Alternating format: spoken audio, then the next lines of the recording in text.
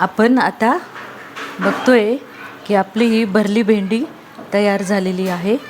तसंच आता आपण बनवणार आहे कढी। कढीला आपण हे बेसन पीठ आणि दही आपण घोटून घेतलेलं आहे आणि आता आपल्याला बघायची आहे ही आपली गिलक्याची भाजी। ही भाजी पण आपली वाफलेली आहे, ही छान तयार झालेली आहे। भेंडी पण तयार झालेली आहे, पण या दोन्ही भाज्या कोरड्या होतील म्हणून आपल्याला करायची आहे कढी। कढी करण्याकरता आपण लसूण, मिरची, जिरं, मोहरी तडतडली आहे आणि त्याच्यामध्ये आपण आता हे लसूण टाकणार आहे। आज आपल्याला कढीपत्ता नाही आहे, तरी पण मग आलं टाकू आपण त्याच्यात आणि ही टाकणार आहे मिरची।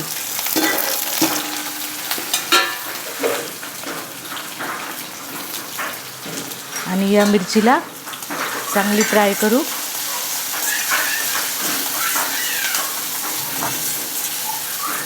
जिरं, मोहरी, मेथी आणि लसूण, मिरची आपण याच्यामध्ये चांगली तडतडून घेऊया आणि त्याच्यामध्ये फक्त चवीपुरती टाकणार आहे हळद। आमच्या इथे पांढरी कढी आवडत नाही, तर मला पांढरी कढी आवडते, पण आमच्या इथे यांना पिवळी हळद टाकलेली कढी आवडते म्हणून त्यांच्याकरता हळद टाकलेली आहे। हळदीमुळे कढीचा रंग पिवळट येतो। आता ही आपली चांगली परतून झालेली आहे जिरं, मोहरी।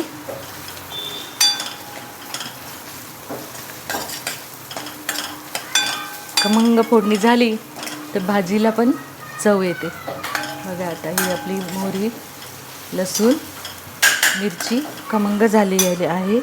आता आपण याच्यामध्ये टाकणार आहे हे घोटून ठेवलेलं दही आणि याच्यामध्ये घेणार आहे आपण आता पाणी।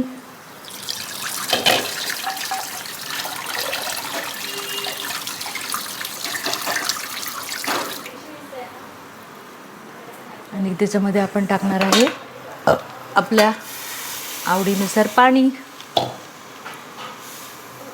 अशी ही आपली कढी आता 5 मिनिटात उकळी आली का तयार होणार आहे। आपल्याला आता त्याच्यामध्ये टाकायचं आहे मीठ आणि कोथिंबीर। अजून आपल्याला पाणी लागणार आहे याच्यामध्ये।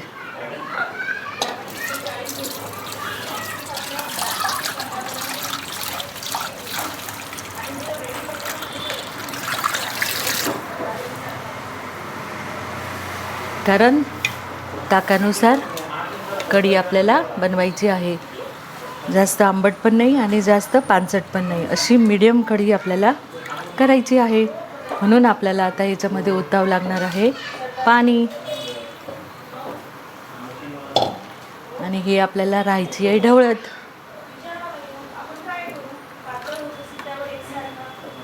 आणि आता याच्यामध्ये आपण टाकणार आहे मीठ।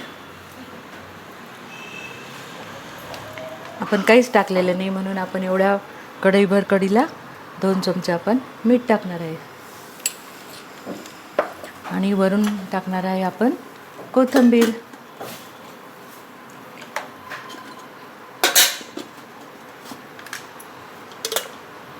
म्हणजे आपल्या दोन्ही भाज्या सुक्या आहेत, मग जेवण कोरडं होतं म्हणून आपण बनवली आहे त्याच्यासोबत कढी।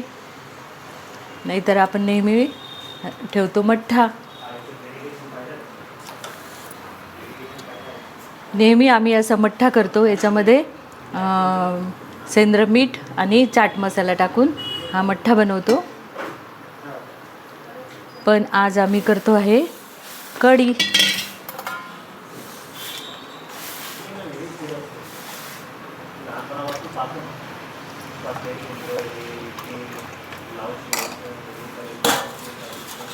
आणि आपली आता ही कढीला उकळी आली का आपल्याला करायच्या आहेत पोळ्या। अशी कढी आपली आता उकडणार आहे।